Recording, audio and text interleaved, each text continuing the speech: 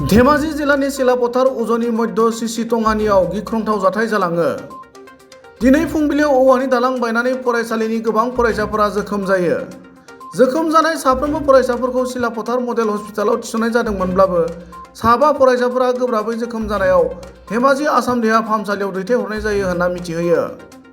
जाथायनि सोमोन्दै मिथिनो हानाय बादिब्ला सहबारि टंगानि दैमानि सायाव गंसे मोजां दालां गैयैनि थाखाय ओनसोलनि रायजोफोरा रां खरसा खालामनानै औवानि दालां बानायनानै थांनाय फैनायनि राहाखौ खालामनानै लानो गोनां जाबोदों।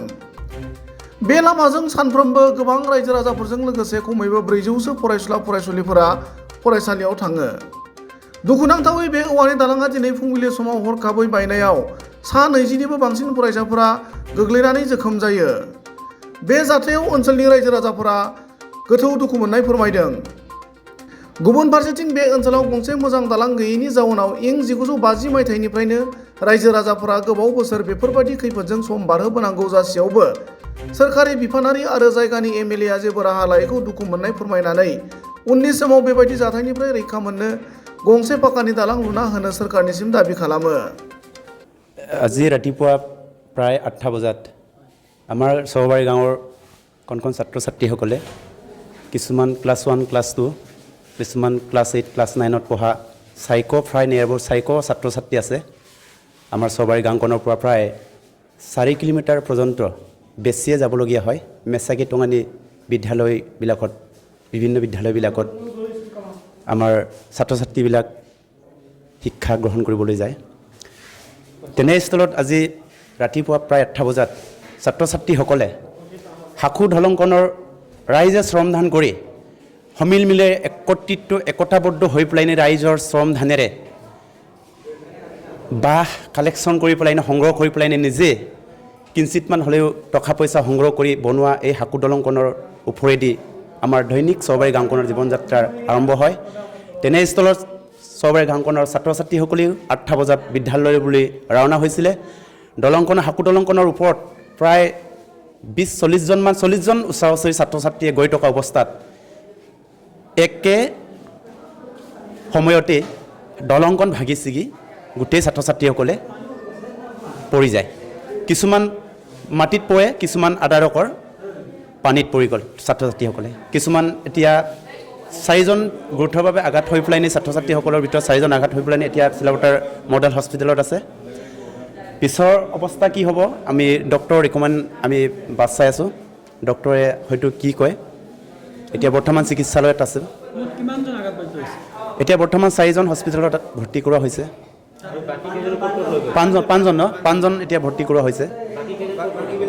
বাকী প্ৰায় এতিয়া গাঁৱতে ছাত্ৰ ছাত্ৰীসকলক তেনেকৈ চিকিৎসা কৰি আছোঁ বাৰু, চোৱা চিতা কৰি আছে। তেনেকৈ বিশেষ বাকী ছাত্ৰ ছাত্ৰীবিলাক আঘাত তেনেকৈ নহ'ল বাৰু।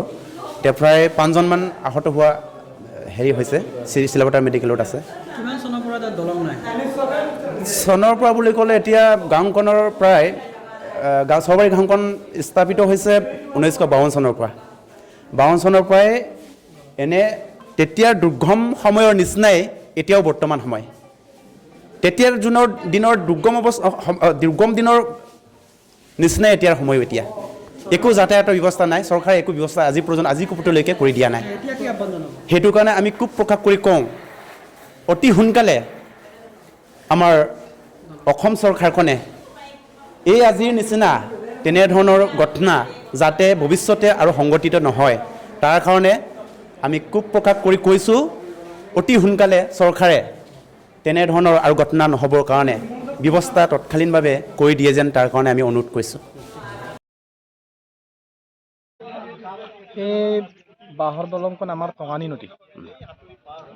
তাৰমানে ৰাতিপুৱা আমি 8টা-9টামান বজাত 7টা-8টা-9টামান বজাত মানে আমাৰ ছাত্ৰ ছাত্ৰী মেচাকি টঙানী আৰু মেচাকিত আমাৰ ললিত দলে কণিং M E school, Mechaki Tangani হাই স্কুল তাত মানে ছাত্ৰ ছাত্ৰীয়ে মানে স্কুললৈ যায়। প্ৰায় আমাৰ 90% ল'ৰা ছোৱালী তাত যায়।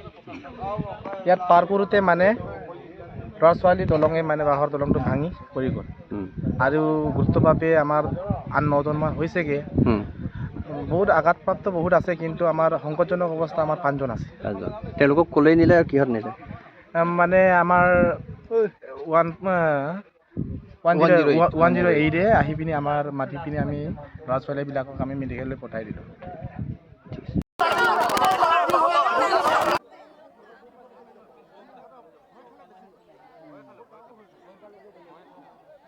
লাহে লাহে যাওক, লাহে লাহে যাওক।